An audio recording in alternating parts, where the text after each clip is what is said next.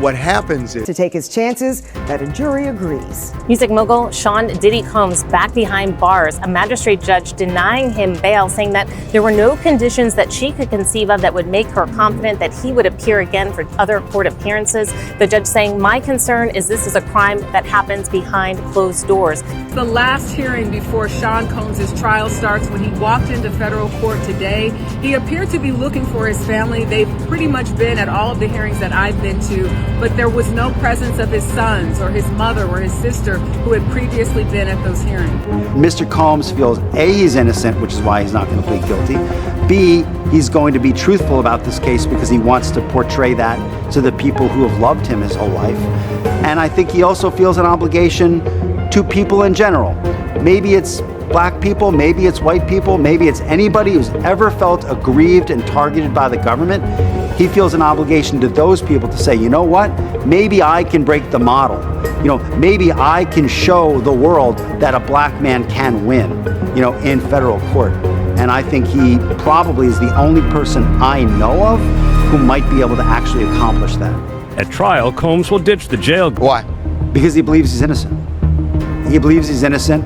And what's more, he believes that he needs to stand up, not just for himself, for his family, and for everybody who's been targeted by the federal government. What made you come here to support Puff? I'm supporting Puff because he's innocent, and I'm wholeheartedly believing his innocence, and I know he's innocent.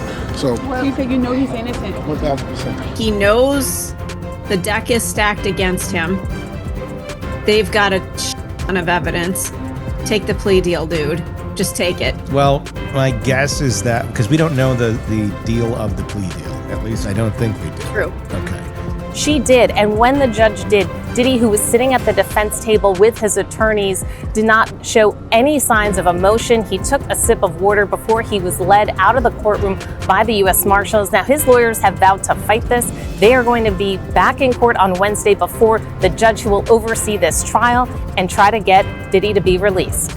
Now, as far as jury selection goes, I think the biggest takeaway for me is that both sides expect to have all of this done in the matter of 3 days.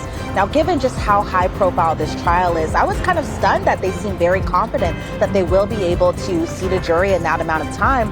The decision guarantees Combs will face trial beginning just 4 days from now that will test whether one of music's most prolific figures used his power, wealth, and fame to exploit both women and men for decades. It's going to be such a massive trial, like maybe the biggest Hollywood trial. God knows which way it's going to go. Is it going to go on for weeks? And for sure, weeks. Back up a little bit, please. How can you support your father? How do you support him moving forward?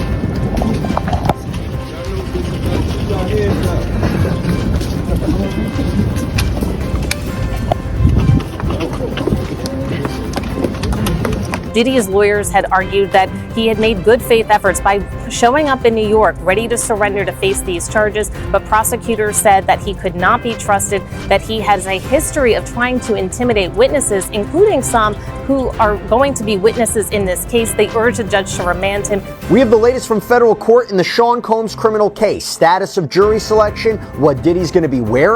Reduced font sizes on name tags and ad visuals pivoting toward minimalism.